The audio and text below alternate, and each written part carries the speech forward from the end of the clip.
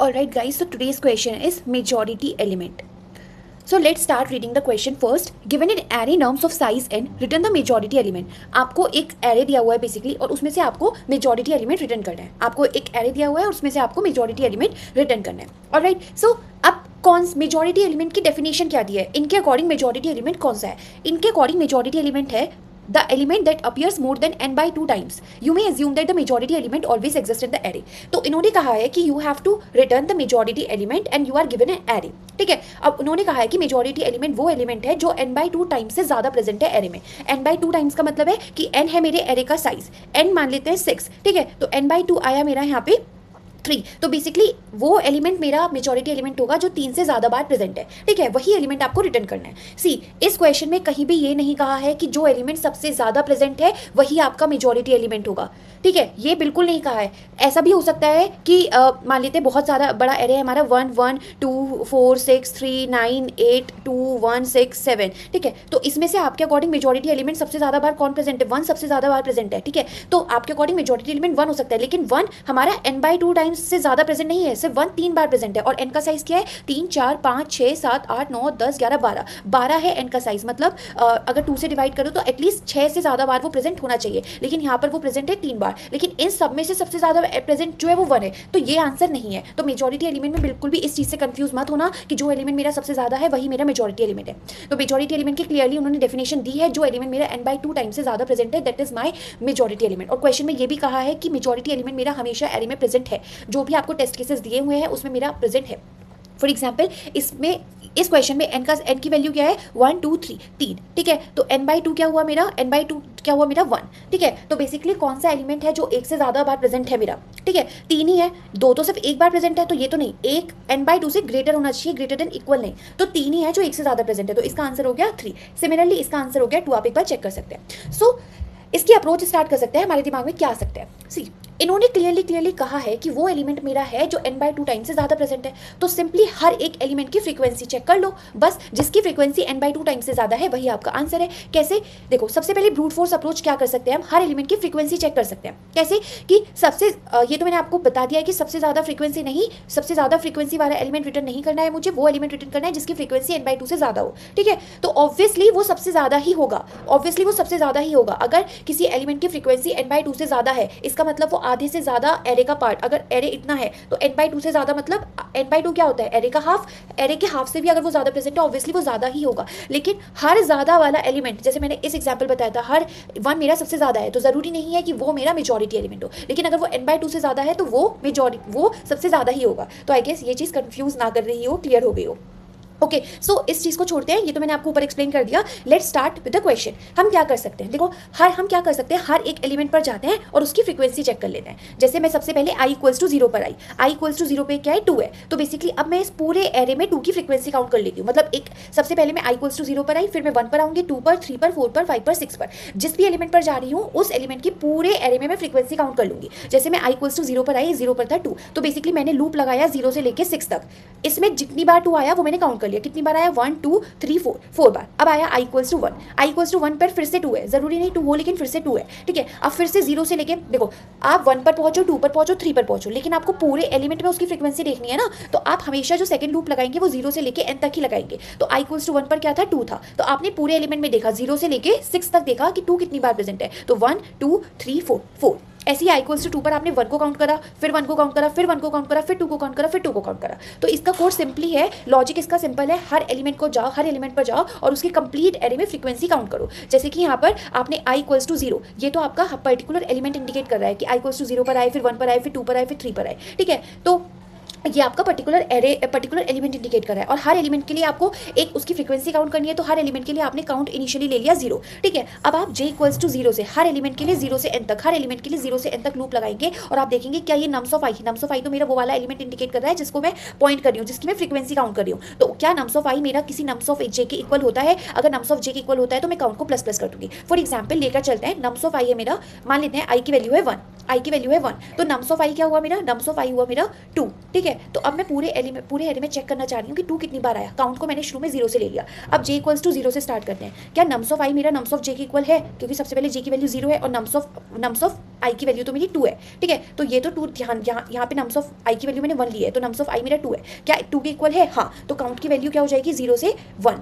क्या मेरा ये इक्वल है nums of i, nums of ये जो नम्स ऑफ j है, j की वैल्यू 1 हुई, क्या मेरा ये nums of j nums of i के इक्वल है? हाँ इक्वल है। तो काउंट फ्रीक्वेंसी कर दो 2, ठीक है। फिर अब यहाँ पर आए, नहीं इक्वल है, नहीं इक्वल है, नहीं इक्वल है, इक्वल है, हाँ। तो ये इसकी फ्रीक्वेंसी बढ़ा दो, काउंट बढ़ा दो। क्या ये इक्वल है? हाँ, काउंट बढ़ा दो। जैसे ही लूप एंड हुआ तो तभी की तभी, ऐसा नहीं कभी अब ये मत करना कि अब इनके काउंट में सारे स्टोर करके रख लो, नहीं, तुरंत के तुरंत ये चेक कर लो क्या इस एलिमेंट के लिए, क्या ये जो आपने 2 की फ्रीक्वेंसी निकाली, क्या ये n/2 से ज़्यादा था? अगर था तो तभी के तभी इसको रिटर्न कर दो, इस एलिमेंट को रिटर्न कर दो।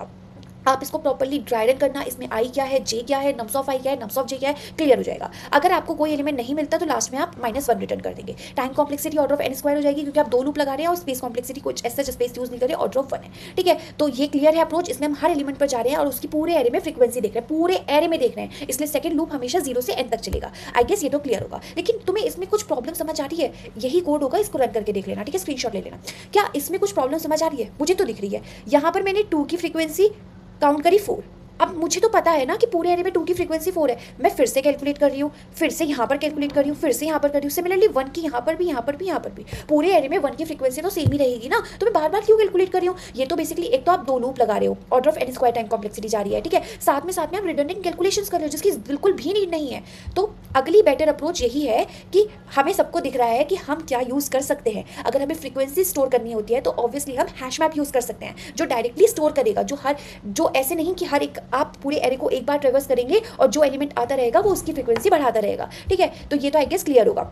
तो better approach is hash map. आप क्या कर सकते हो, जैसे कि ये वही है कि फालतू की रिडंडेंट कैलकुलेशन ये लिखा है, आप एक बार पढ़ लेना, ठीक है। मान लेते हैं हमारा एरे था ये, हम इसमें अनऑर्डर्ड मैप यूज़ करेंगे। ऑब्वियसली अनऑर्डर्ड मैप हम क्यों यूज़ कर रहे हैं? क्योंकि इसमें हमें इसकी टाइम कॉम्प्लेक्सिटी हमारी ऑर्डर ऑफ 1 हो जाती है इंसर्शन की और चेक की। अगर हमें सॉर्टेड चाहिए नहीं, हमें सिर्फ फ्रीक्वेंसी काउंट करनी है, ठीक है। तो अगर हमें सॉर्टेड कुछ चाहिए होता है तो हम मैप यूज़ करते हैं। ये तो आई गेस मैंने कई बार क्लियर कर दिया है। तो i equals to 0, average time complexity order 1 हो जाती है इंसर्शन और लुकअप की, ठीक है। तो सबसे पहले i को इसमें क्या करना है, देखो हमें मतलब पता है मैप कैसे करता है, की और वैल्यू की पेयर में स्टोर, की वैल्यू की पेयर में स्टोर करता है। तो बेसिकली हमारे जितने भी एलिमेंट है इसमें 2 ही एलिमेंट है, तो एक एलिमेंट है 2, एक एलिमेंट है 1। यहाँ पर तो आएगा आपका एलिमेंट और यहाँ पर आएगी उसकी फ्रीक्वेंसी 2। पहले जब सबसे पहले 2, अब स्टार्ट करते हैं, i इक्वल्स टू 0 पे है हमारा 2, तो 2 की फ्रीक्वेंसी को बढ़ा देंगे 1 से। फिर से आया 2, तो 2 की ही फ्रीक्वेंसी को mp of nums of this इसको बढ़ा देंगे 2। तो देखो ये यहीं पर बढ़ गया। अब 1 है, 1 की फ्रीक्वेंसी है 1, फिर से 1 आया, 1 की फ्रीक्वेंसी को बढ़ा दिया 2 कर दिया, फिर से 1 आया, इसकी फ्रीक्वेंसी को कर दिया 3, फिर से 2 आया, इसकी फ्रीक्वेंसी को कर दिया 3, फिर से 2 आया, इसकी फ्रीक्वेंसी को कर दिया 4। तो बेसिकली 2 आया है 4 बार और 1 आया है 3 बार, ठीक है। उसके बाद में साथों साथ चेक कर सकती हूँ कि जब भी मेरा फ्रीक्वेंसी n/2 से बड़ी हो गई तो मैं तभी के तभी रिटर्न भी कर दूँ।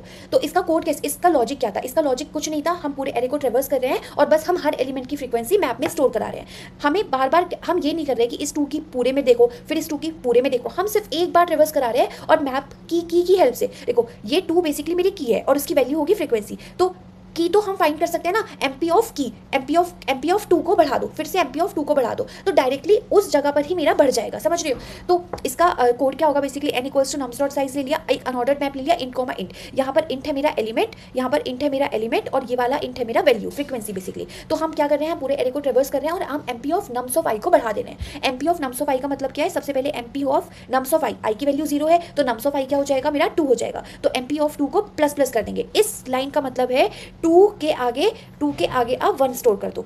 फिर से आया mp ऑफ 2, क्योंकि i की वैल्यू हुई 1, तो mp ऑफ 1 भी मेरा क्या है 2, mp of nums of i क्या है ना, तो नम्स ऑफ i क्या है मेरा 2, तो फिर से आया mp ऑफ 2, तो फिर से mp ऑफ 2 को प्लस प्लस कर दो तो यहाँ पर हो जाएगा 2। आई गेस ये तो क्लियर होगा। इट्स सिंपलेस्ट जो हम हैश मैप का यूज़ कर सकते हैं, सिंपलेस्ट है। तो आप कर रहे हो बेसिकली, आप फ्रीक्वेंसी को बढ़ा रहे हो, आप तुरंत चेक कर लो। देखो ऐसा भी हो सकता था कि आप यहाँ पर भी 2, यहाँ पर भी 2, यहाँ पर भी 2, यहाँ पर भी 2, आप यहाँ तक पहुँच गए, आगे कुछ भी हो, लेकिन ये इतना पोजीशन मेरा आधे से ज़्यादा पोजीशन मेरा 2 ने कवर कर लिया, तो मैं आगे क्यों ही चेक करूँ। तो आप हर पॉइंट पर ये भी चेक कर लो क्या मेरा अब nums of i greater than n/2 है। जैसे mp of nums of i क्या देगा आपको, mp of nums of i की वैल्यू मान लेते हैं 0, तो नम्स ऑफ 1 क्या है मेरा 2, तो बेसिकली mp ऑफ 2 ये क्या देगा, ये आपको फ्रीक्वेंसी देगा। ये तो आपको बेसिकली पता है ना, जैसे हम एरे ऑफ 0 निकालते जानते हैं, एरे ऑफ 0 मान लेते हैं 2 है ना। तो ऐसे ही MP ऑफ 2 क्या देता है, उसकी वैल्यू देता है ये 2 है की हेल्प से हम उसकी फ्रीक्वेंसी फाइंड करते हैं। ये तो आई गेस क्लियर होगा। MP ऑफ 2 अभी तक हमारा सिर्फ 1 है। क्या ये n/2 से बड़ा था? अगर किसी पर्टिकुलर पोजीशन पे n/2 से बड़ा हो जाता है तो सिंपली नम्स ऑफ i को रिटर्न कर दो। आई गेस ये तो क्लियर होगा। और लास्ट में इफ कुछ नहीं मिलता है तो -1 रिटर्न कर दो। वैसे तो हमेशा क्वेश्चन में कहा है कि there will always exist a majority element, but if नहीं है तो आप -1 रिटर्न कर सकते हैं। इसकी time complexity will be order of n, क्योंकि सिंपली हम एक बार ट्रेवर्स कर रहे हैं, और स्पेस कॉम्प्लेक्सिटी भी ऑर्डर ऑफ n होगी क्योंकि हम हैश मैप यूज कर रहे हैं। तो आई गेस अप्रोच क्लियर होगी। पहली अप्रोच में हमने क्या करा था, हमने कुछ नहीं करा था, हर एलिमेंट पर जाकर उसकी कंप्लीट एरे में फ्रीक्वेंसी चेक कर रहे थे। दूसरी अप्रोच में हम क्या कर रहे थे, हम हैश मैप का यूज कर रहे थे, सिर्फ एक ही बार ट्रेवर्स करके अपडेट कर रहे थे। ठीक है, अब तीसरी अप्रोच देखो। तीसरी अप्रोच आप ये भी सोच सकते हो कि सिंस आपको पता है कि मेजॉरिटी एलिमेंट जो है वो मेरा मोर देन n/2 टाइम्स आ रहा है। मोर देन n/2 टाइम्स का मतलब है कि अगर मेरा एरे इतना है और इसका हाफ इतना है, तो इस हाफ में आधा तो वो प्रेजेंट है, साथ में वो आधे से ज़्यादा प्रेजेंट है। अब वो आधे से ज़्यादा पूरा भी हो सकता है, इतना हो सकता है, इतना हो सकता है, इतना हो सकता है, कितना भी हो सकता है, लेकिन आधे से ज़्यादा प्रेजेंट है। तो सोचो, जब कोई चीज़ मेरी ये मेरा पूरा एरे है, कोई चीज़ मेरी आधे से ज़्यादा प्रेजेंट है, तो जब आप उसको सॉर्ट करोगे तो मिडल में हमेशा वही आएगा कि नहीं आएगा। फॉर एग्जाम्पल ये देखो, यहाँ पर मेरा देखो ये अगर आप इसको सॉर्ट करो तो 1 1 1 2 2 2 2। सिंस मेरा इस एरे का साइज क्या है मेरा 7/2 3, मतलब वो एलिमेंट जो 3 से ज़्यादा बार प्रेजेंट है वो मेरा मेजॉरिटी एलिमेंट होगा। तो 3 से ज़्यादा बार इसमें 2 प्रेजेंट है। तो आप सोचो, n/2 रिप्रेजेंट करता है उसका हाफ, ये 3 रिप्रेजेंट कर रहा है इस एरे का हाफ रिप्रेजेंट कर रहा है। और ऑब्वियसली अगर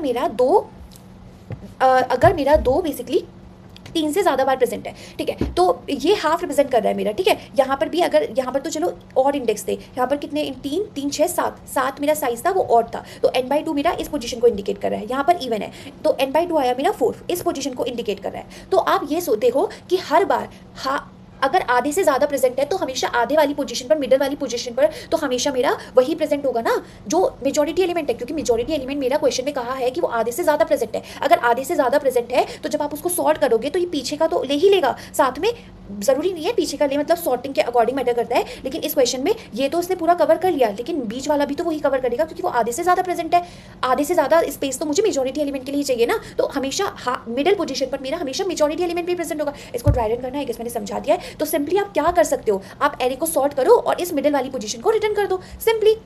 देखो मेजॉरिटी एलिमेंट ये आपका कोड था, आपने सिर्फ सॉर्ट करा 1 1 1 2 2 2। अब आप सिंपली जो मिडिल वाली पोजीशन है उसको रिटर्न कर दो nums of n/2। I guess clear होगा। लेकिन इसकी time complexity is order of n log n और space complexity order of 1, so it's not efficient approach. तो अभी तक हमने 3 अप्रोच क्लियर कर लिए हैं, जिसमें हम पहली अप्रोच में हर एलिमेंट की फ्रीक्वेंसी पूरे एरे में ट्रेवर्स कर लेते हैं, लेकिन उसकी time complexity order of n square जा रही थी। सेकंड अप्रोच जिसमें हम हैश मैप यूज कर रहे थे, लेकिन उसमें स्पेस कॉम्प्लेक्सिटी भी बढ़ जा रही थी हमारी, 2 time complexity order of n थी। थर्ड अप्रोच जिसमें हम सॉर्टिंग का यूज कर रहे थे, इसमें स्पेस कॉम्प्लेक्सिटी तो ऑर्डर ऑफ 1 है, लेकिन इसकी space time complexity order of n log n हो जाएगी। तो हमें we need some better approach जिसमें हम एक ही बार ट्रेवर्स करें, order of n time complexity लगे और स्पेस कॉम्प्लेक्सिटी भी ऑर्डर ऑफ 1 ही हो।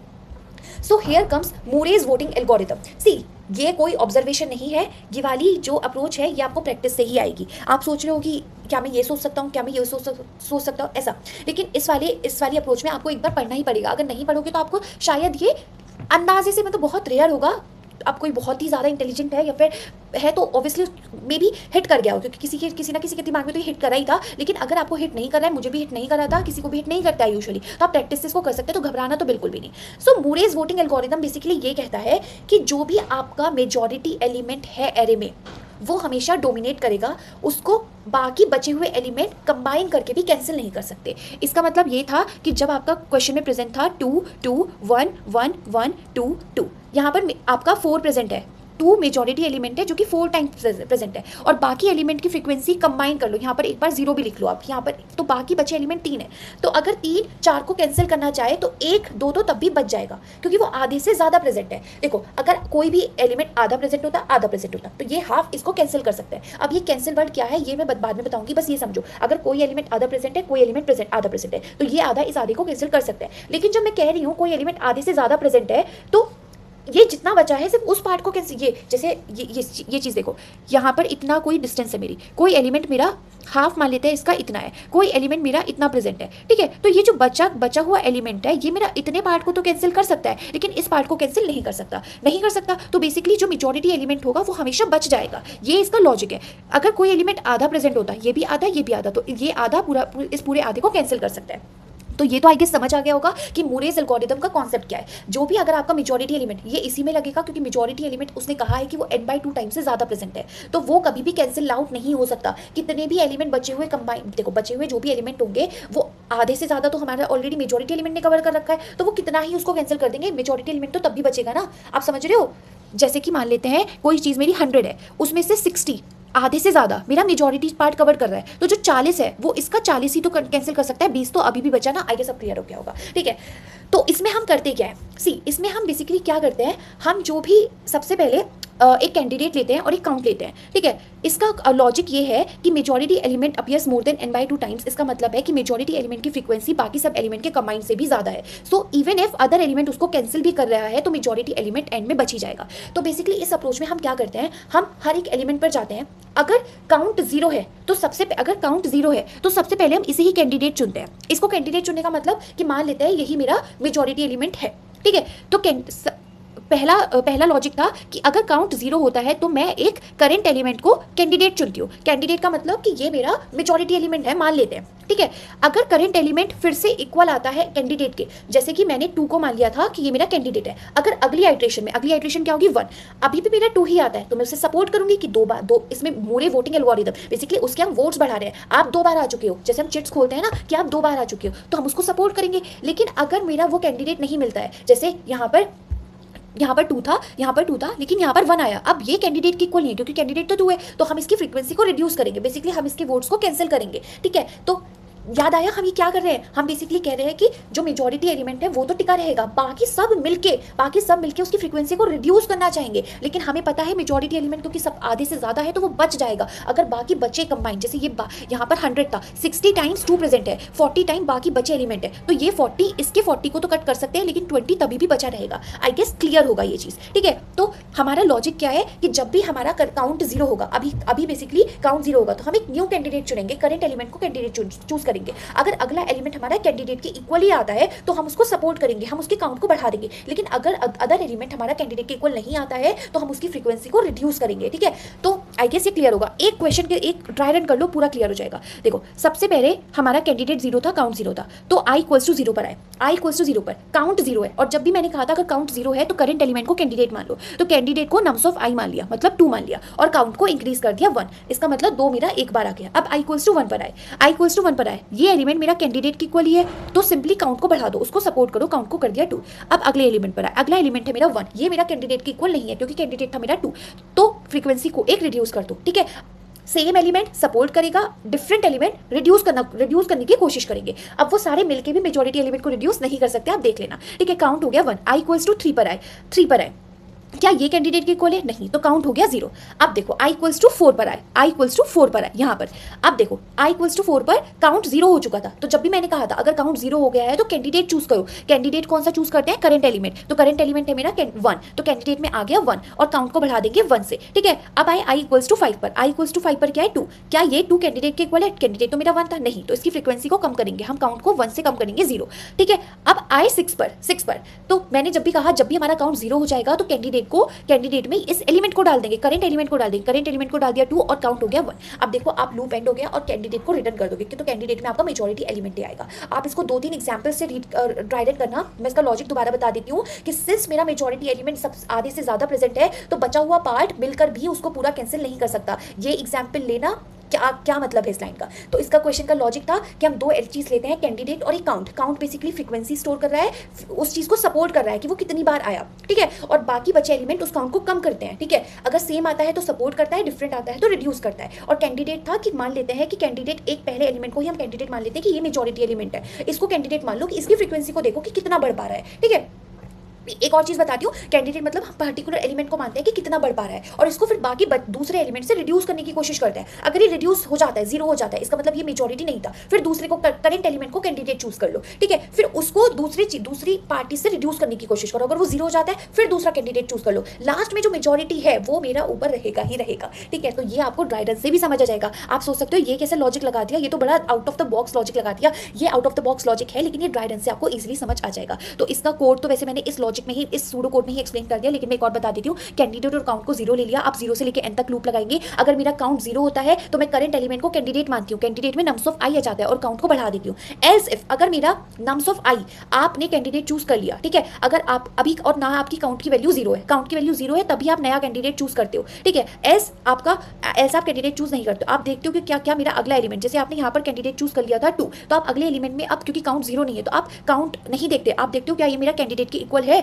नम्स ऑफ आई क्या मेरा कैंडिडेट के इक्वल है, अगर हाँ उसी के इक्वल है तो आप सपोर्ट करते हो, आप काउंट को बढ़ा देते हो। एज आप बाकी बचा एलिमेंट जैसे 1 आया तो आप काउंट को रिड्यूस कर दे रहे थे, तो आप काउंट को रिड्यूस करें और लास्ट में आप कैंडिडेट को रिटर्न करते होगे। आई गेस क्लियर होगा। इसकी time complexity will be order of n और स्पेस कॉम्प्लेक्सिटी ऑर्डर ऑफ 1। तो आई गेस क्लियर होगा। द फर्स्ट द वेरी, एक बार मैं रिमाइंड करा देती हूँ, उसके बाद मैं कोड अटैच कर दूंगी, वैसे तो आप स्क्रीनशॉट भी ले सकते हो। फर्स्ट अप्रोच थी जिसमें हम हर एलिमेंट की फ्रीक्वेंसी काउंट कर रहे थे पूरे एरे में। सेकंड अप्रोच थी जिसमें हम हैश मैप यूज करके फ्रीक्वेंसी काउंट कर रहे थे।